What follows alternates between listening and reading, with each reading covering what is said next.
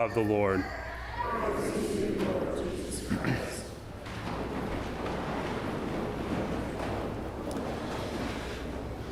Our second reading today speaks about faith and gives a great example of Abraham.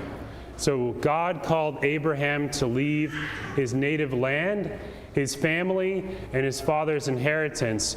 But God promised him an everlasting possession, a great name, countless descendants, and that he would be a blessing for the whole world.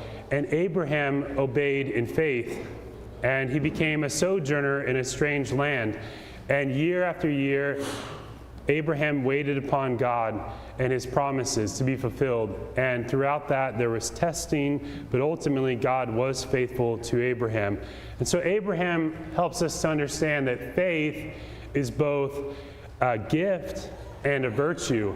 It's a gift insofar as God is the one who initiates it. It is His light that shines within our souls. It's something that we can ask for. It's something we can pray for. We can pray for others to receive the gift of faith. But it's also a virtue insofar as it is a habit that we have to cultivate, that we have to exercise, just as Abraham did. And he shows us a great example because he lived his faith day by day. God didn't show Abraham the entire plan. He said, I want you to leave, and I'll show you where I want you to go. And so Abraham trusted in God, and he worked through this day by day. And it reminds me of this great poem by St. John Henry Cardinal Newman. It's called Lead Kindly Light.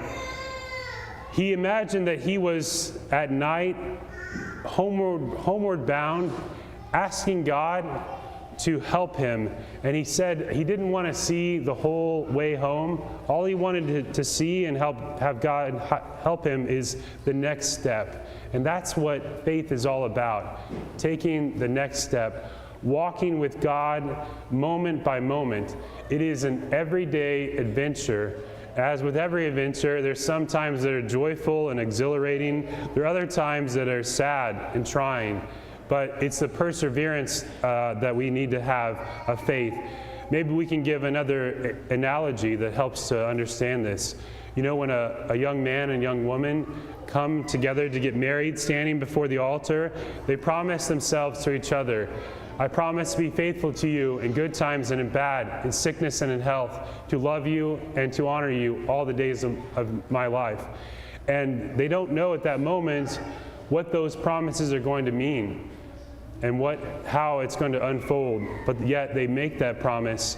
And so just as it is best to live out the promises that we take day by day, so it's best that we live out our faith day by day, one day at a time, not asking God to see the whole plan, but asking, what step do you want me to take next? What's my first step? What do you want me to do?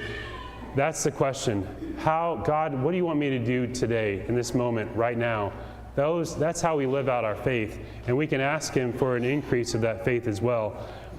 In the gospel, Jesus presents another challenge to our faith, and that is almsgiving.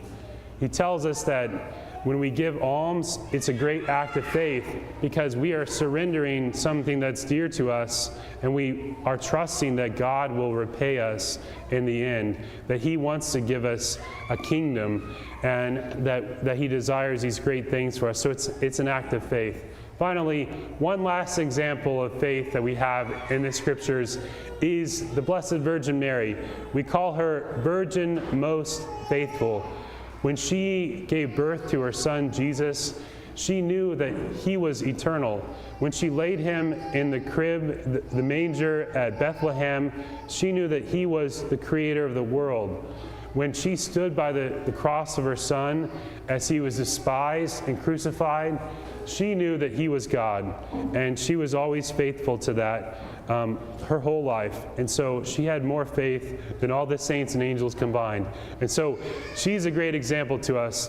So we should today ask for an increase of faith, since it is a gift, but then try to exercise faith every day, day by day, moment by moment, asking God what He wants of us and trying to accomplish that in our lives, and following the examples of Abraham, the example of Our Lady, and in this way we will receive God's promises.